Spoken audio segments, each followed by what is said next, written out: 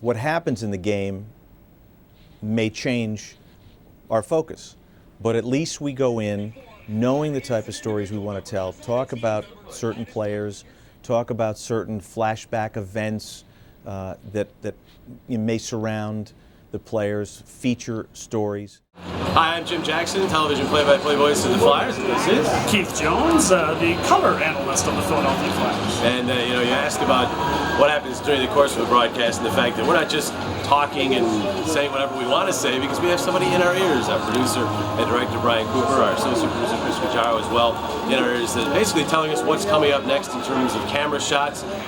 Assist on the engineer, blasted away, picking up his second camera. 13, stand by your double. Both guys should be. I'm an analyst along the ice. In other words, I'm between the two benches.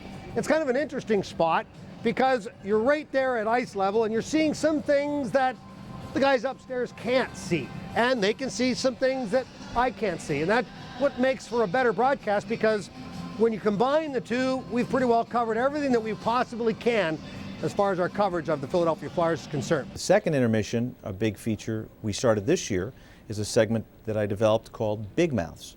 And it's getting either our announcers together with the announcers from either networks or the visiting team. I would say that my choice for the best captain ever is the guy that I said was the best leader in any pro sport. And we'll pick a topic, and we'll pick something that is a hot button topic that is going on around the NHL at the time. The history of the game, the rules of the game, the techniques of the game, and all the different things that make up the game of hockey. And basically, over the last 10 years, not including the lockout year, of course, it's evolved into what it is now, Coach's Corner, and it has taken on a life of its own.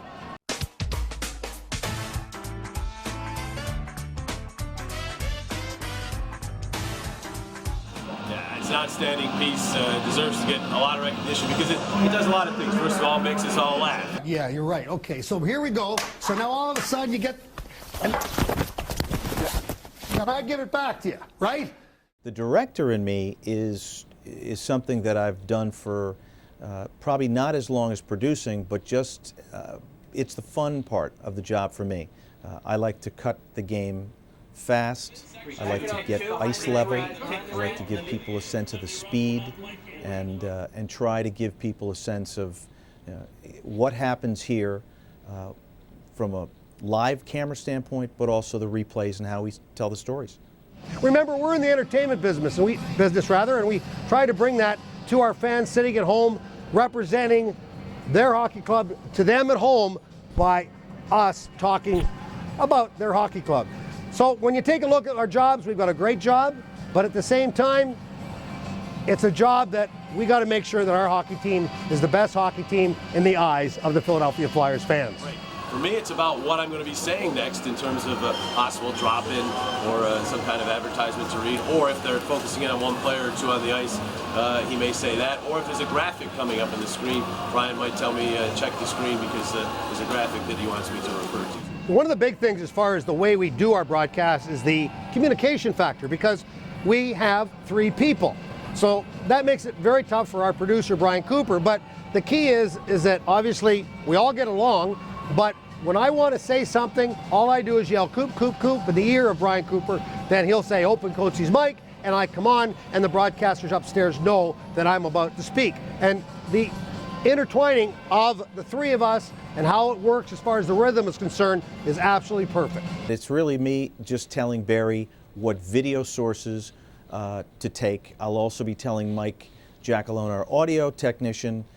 He mixes the show, so he's mixing all of the announcer mics, the effects microphones where you hear the ambient sound, and the crowd. Through the years, we just keep coming up with more ideas, and I think we still have a bottomless pit because the game of hockey has such a great history, and there's so many great things to talk about in the game of hockey.